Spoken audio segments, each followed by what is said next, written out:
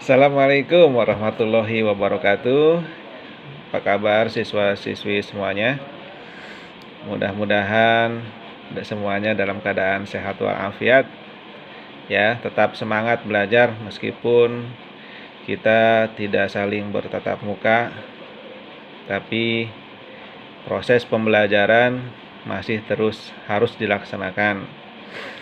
Selamat berjumpa kembali dalam pelajaran biologi. Kita melanjutkan materi dari kelas 11 kemarin.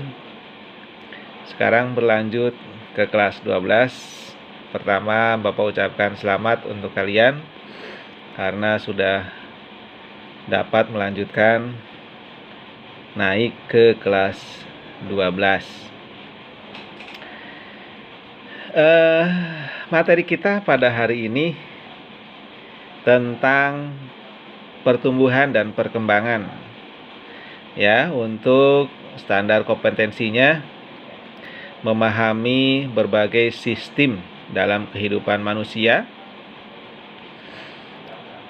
Kompetensi dasar yang akan dibahas itu ada dua. Yang pertama, menganalisis pentingnya pertumbuhan dan perkembangan pada makhluk hidup.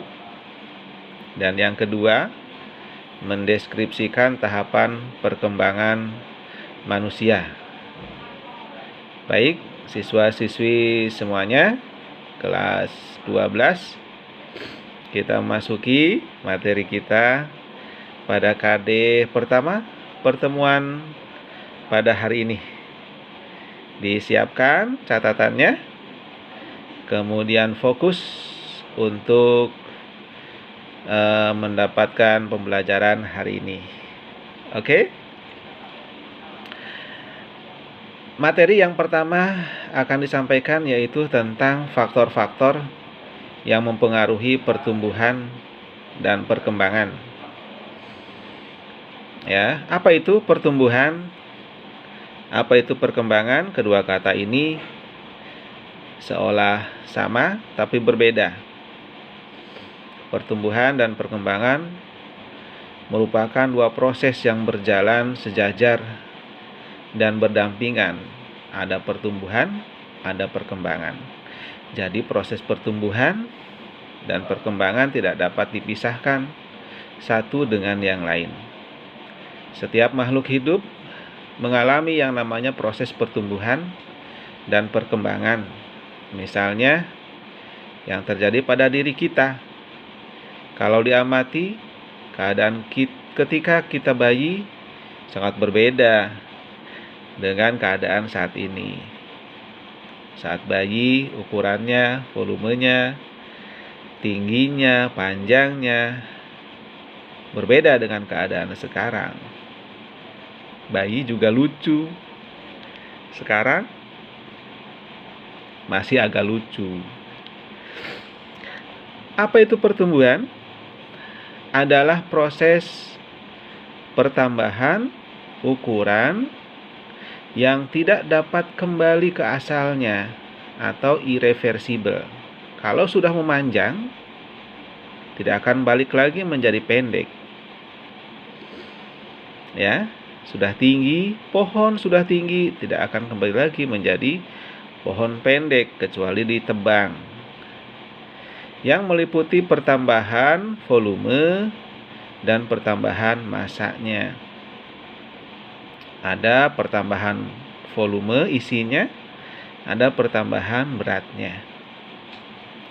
Selain disebabkan pertambahan ukuran sel, pertumbuhan juga terjadi karena pertambahan jumlah sel. Karena ukurannya semakin besar, jumlahnya semakin banyak, maka volumenya dan ukurannya akan semakin meningkat. Contohnya, bayi yang baru lahir ukurannya kurang lebih 45 cm dengan berat badannya kurang lebih 3 kg. Setelah mengalami pertumbuhan, tinggi badannya dapat mencapai lebih dari 150 cm, berat badannya akan lebih dari 30 kg. Kemudian apa itu perkembangan? Perkembangan adalah proses menuju tercapainya kedewasaan.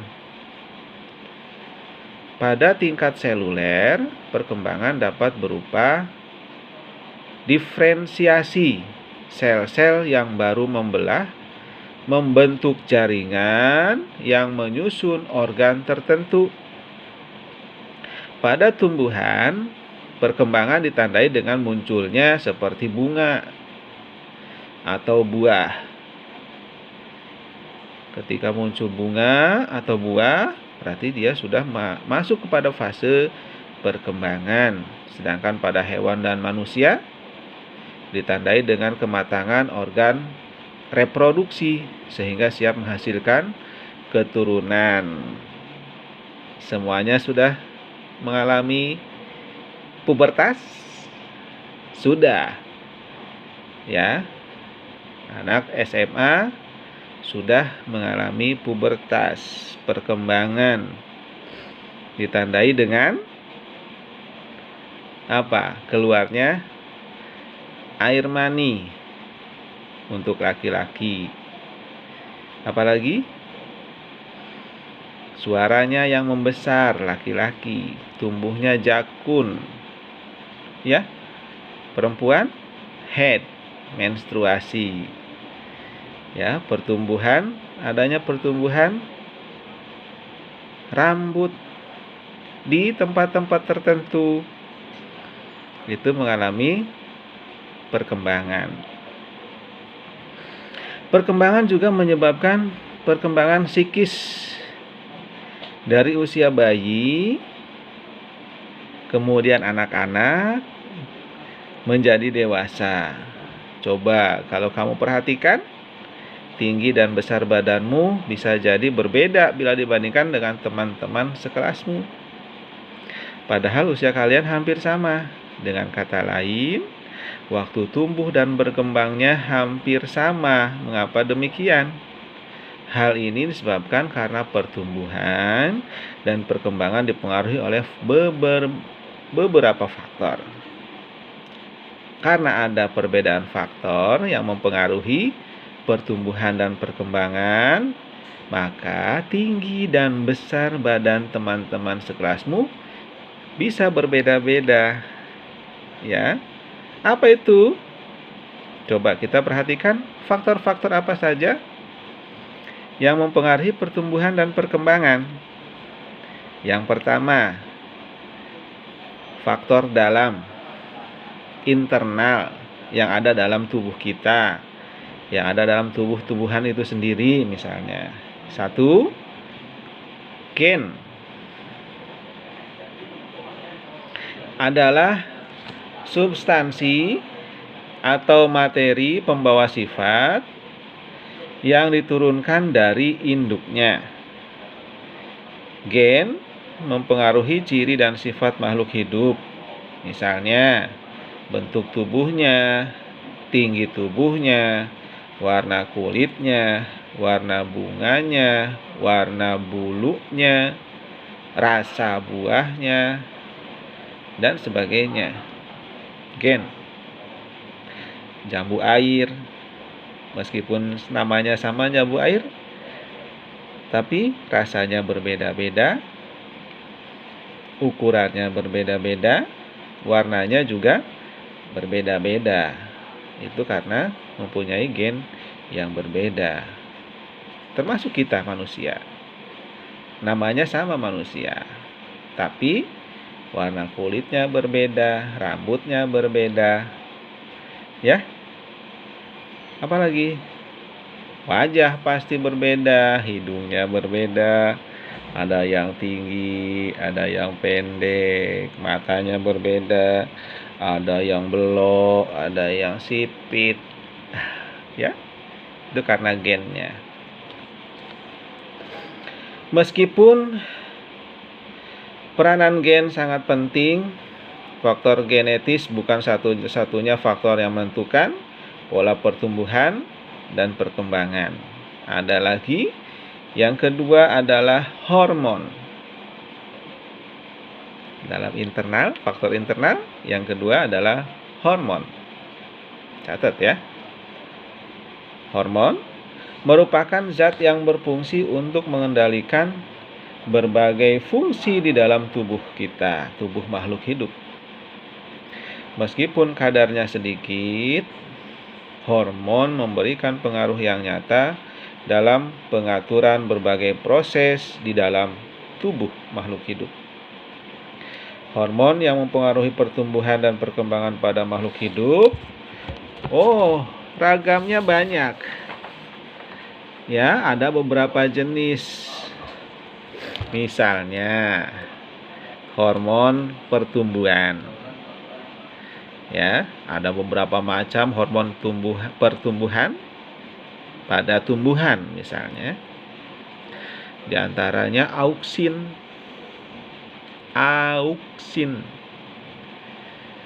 Ya. Apa itu auksin? Dia hormon yang berfungsi untuk memacu perpanjangan sel, meninggikan tanaman. Ya, merangsang pembentukan bunga, buah, dan mengaktifkan kambium untuk membentuk sel-sel yang baru. Itu fungsi hormon auksin. Yang kedua, hormon sitokinin. Bapak sebutkan hormon-hormon yang memang pengaruhnya besar ya pada tumbuhan. Sitokinin. Fungsinya memacu pembelahan sel serta mempercepat pembentukan akar dan tunas. Ya. Memacu pembelahan sel serta mempercepat pembentukan akar dan tunas. Yang ketiga, hormon giberelin. Merangsang pembelahan dan pembesaran sel serta merangsang perkecambahan biji pada tumbuhan tertentu. Ya. Etilen berperan untuk menghambat pemanjangan batang, kemudian mempercepat penuaan buah matang dan menyebabkan penuaan daun gugur. Kemudian asam absisat berperan dalam proses perontokan daun. Ya, proses perontokan daun misalnya apa? Terjadi pada daun jati. Kapan dirontokkan? Saat musim kemarau, persediaan air dalam tanah berkurang, maka tugasnya hormon asam absisat untuk merontokkan daun-daun untuk mengurangi penguapan air yang ada dalam tumbuhan itu sendiri dan meminimalisir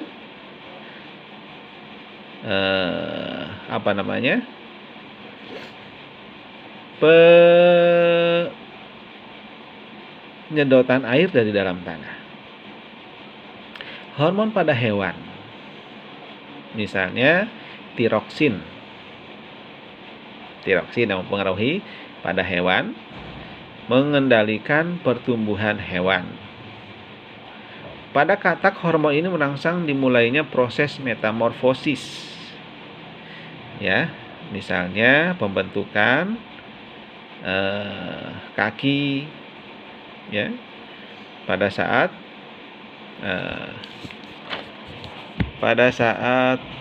rudu, ya. Pada manusia, hormon pada manusia.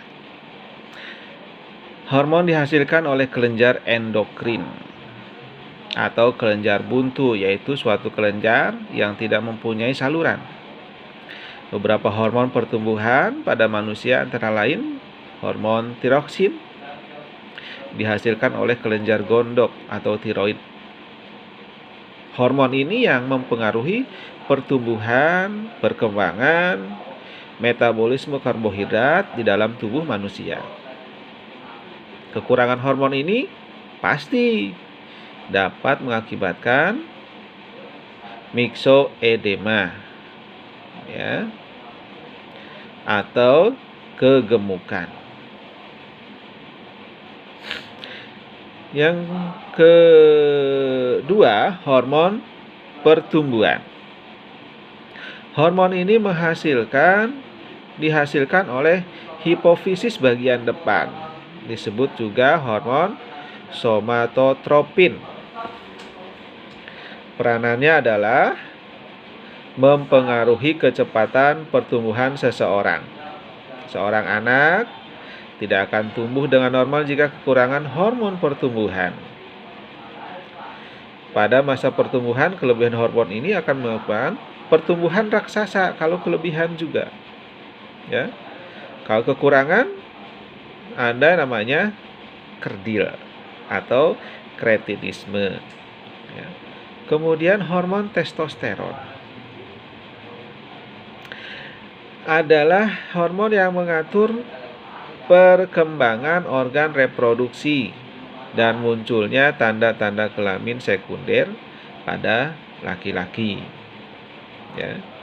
Kemudian hormon estrogen dan progesteron, perkembangan organ reproduksi dan munculnya tanda-tanda kelamin sekunder pada wanita. Itu contoh-contoh dari faktor-faktor internal yang mempengaruhi pertumbuhan dan perkembangan pada makhluk hidup. Sekarang kita lihat faktor-faktor eksternal. Ya, apa saja? Yang pertama makanan atau nutrisi. Nah, itu semuanya kalian paham pasti ya. Yang namanya makanan, nutrisi sangat dibutuhkan dalam pertumbuhan dan perkembangan. Kemudian suhu. Semua makhluk hidup membutuhkan suhu yang sesuai untuk menunjang pertumbuhan dan perkembangannya. Suhu ini disebut suhu optimum, ya. Misalnya suhu tubuh manusia yang normal adalah sekitar 37 derajat Celcius. Ya. Kemudian cahaya berpengaruh terhadap pertumbuhan dan perkembangan makhluk hidup. Tumbuhan sangat membutuhkan cahaya matahari untuk fotosintesis. Semua kalian sudah tahu. Kemudian air dan kelembapan. Air kelembapan merupakan faktor penting untuk pertumbuhan dan perkembangan. Sangat dibutuhkan oleh makhluk hidup air. Ya. Tanpa air mungkin makhluk hidup tidak dapat bertahan hidup. Ya, air. Air merupakan tempat berlangsungnya reaksi-reaksi kimia di dalam tubuh makhluk hidup. Kemudian selanjutnya adalah tanah. Bagi tumbuhan, tanah berpengaruh terhadap pertumbuhan dan perkembangan, ya, tempat hidupnya. Tumbuhan akan tumbuh berkembang dengan optimal bila kondisi tanahnya, tempat hidupnya sesuai dengan kebutuhan nutrisi dan unsur haranya. Baik, itu dulu pertemuan kita pada hari ini, ya, membahas tentang apa itu pertumbuhan, apa itu perkembangan, faktor internal, faktor eksternal yang mempengaruhi pertumbuhan dan perkembangan. Oke, tugasnya untuk kalian semuanya membuat rangkuman apa yang telah Bapak sampaikan pada pagi hari ini. Ya, tulis dengan rapi dari mulai awal sampai akhir, buat catatannya. Kirimkan ke Google Classroom yang sudah Bapak buat, ya, masing-masing kelas. Oke. Terima kasih. Sukses untuk kalian semuanya. Sampai berjumpa kembali dalam pelajaran biologi. Tetap semangat meskipun tidak dapat bertatap muka. Oke, keep spirit untuk kalian semuanya dan sukses. Assalamualaikum warahmatullahi wabarakatuh.